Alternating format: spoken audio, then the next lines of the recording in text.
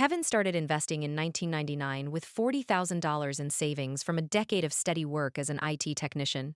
He poured most of it into dot-com stocks everyone at his office was talking about, certain he'd caught the beginning of something historic.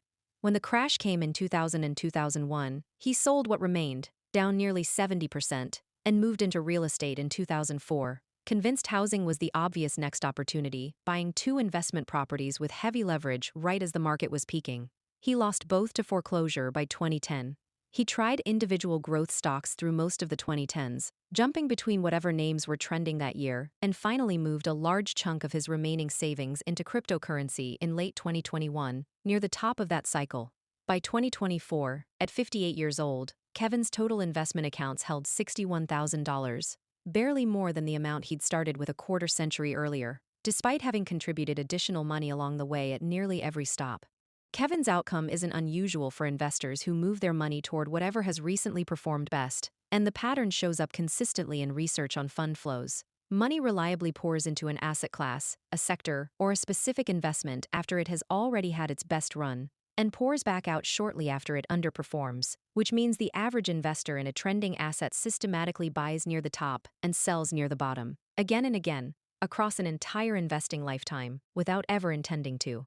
The mechanism behind this is almost entirely psychological rather than financial. A trend that has already produced dramatic gains generates enormous visibility, media coverage, conversations at work, success stories from acquaintances, all of which arrive well after the majority of the gain has already happened. By the time an opportunity feels obvious and safe enough to act on, based on how much attention and confirmation surrounds it, the most rewarding part of that specific cycle has usually already passed, and what remains is disproportionately the risk of the eventual correction, which arrives with the same delay and catches the same crowd of recent arrivals. A former coworker of Kevin's, a woman named Priya, started at the same company the same year with a similar amount saved.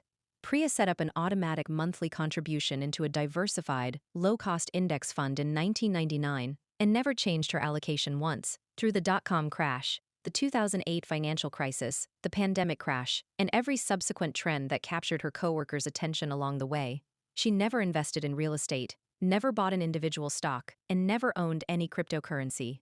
By 2024, Priya's account, built from ordinary contributions and simple, unglamorous diversification, was worth just over $940,000.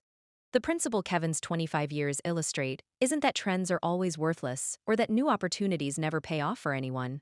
It's that chasing an investment after it has already become the obvious topic of conversation is, mechanically, one of the worst-timed entry points available, because visibility and momentum are lagging indicators, not leading ones. The investors who avoid this trap aren't the ones who ignore new opportunities out of stubbornness.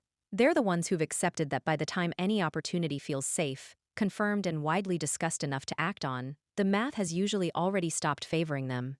Kevin now describes his investing history, when asked, as a series of decisions that each felt completely reasonable at the time, which is precisely what makes the pattern so difficult to recognize while it's happening. Priya has never once described her own account as the product of any particular insight.